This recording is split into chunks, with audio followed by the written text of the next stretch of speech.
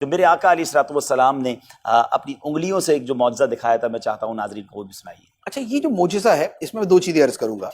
یہ جو نبی پاک صلی اللہ علیہ وآلہ وسلم کی مبارک انگلیوں سے پانی کے چشمے جاری ہوئے تھے، تو یہ واقعہ احادیث طیبہ کے اندر جو موجود ہے، یہ معجزہ تقریباً 13 مرتبہ ظاہر ہوا ہے۔ اچھا، محدثین نے یہ لکھا ہے کہ تقریباً 13 مرتبہ یہ واقعہ پیش آیا۔ اللہ اکبر، ایک بات۔ اللہ اکبر۔ اچھا، دوسرا یہ ہے کہ صلح حدیبیہ میں یہ جو پانی کے چشمے جاری ہوئے، اس کے بھی 3 واقعات ہیں، سبحان اللہ۔ اور اور یہ بخاری شریف کے اندر ہیں۔ اس میں ایک یہ ہے کہ جب یہ حدیبیہ کے مقام پہ صحابہ کرام پہنچے تو وہاں ایک چھوٹا سا کنواں تھا، اس کا جب پانی اس کا لیا گیا تو کنواں خشک ہو گیا، تو صحابہ کرام نے عرض کی کہ یا رسول اللہ پانی خشک ہو گیا، ہم کیا کریں؟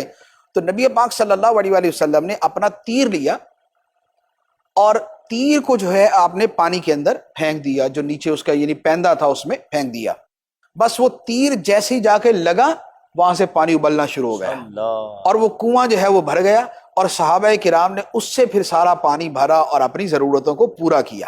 اچھا، دوسری روایت یہ ہے کہ صحابہ کرام نے عرض کی تو نبی پاک علیہ الصلوۃ والسلام نے پانی منگوایا، آپ نے اس پانی کو نوش فرمایا اور ایک کلی جو ہے وہ آپ نے اس کنویں کے اندر ڈالی، تو جب کلی اس کنویں میں گئی تو وہ کنواں جو ہے وہ ابل پڑا اور اس سے پانی جو ہے وہ جاری ہو گیا، اور صحابہ کرام نے اس سے اپنی ضرورت پوری کی۔ سبحان اللہ۔ اس پر علامہ عسقلانی رحمۃ اللہ علیہ نے یہ لکھا ہے کہ یا تو یہ ایک ہی واقعہ ہے جس میں یہ دونوں چیزیں ہوں، اور یہ بھی ممکن ہے کہ یہ واقعہ دونوں جدا جدا ہے، وہ علیحدہ ہوا، یہ علیحدہ ہوا۔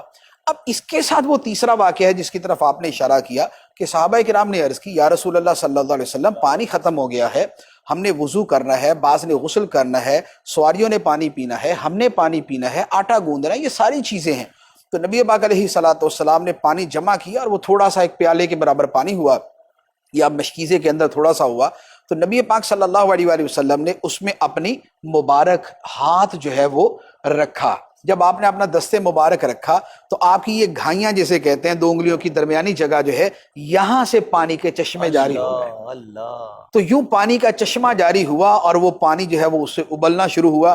صحابہ کرام نے پانی بھرا، خود پیا، اپنے جانوروں کو پلایا، جنہوں نے غسل کرنا تھا انہوں نے غسل کیا، جنہوں نے وضو کرنا تھا انہوں نے وضو کیا، جنہوں نے مشکیزے بھرنے تھے انہوں نے مشکیزے بھرے، اور یہ سارے کا سارا سلسلہ جاری رہا۔ جب سب کی ضرورتیں پوری ہو گئیں تو نبی پاک علیہ الصلوۃ والسلام نے اپنا دستے مبارک کھینچ لیا اور وہ پانی کا جریان جو تھا وہ بند ہو گیا۔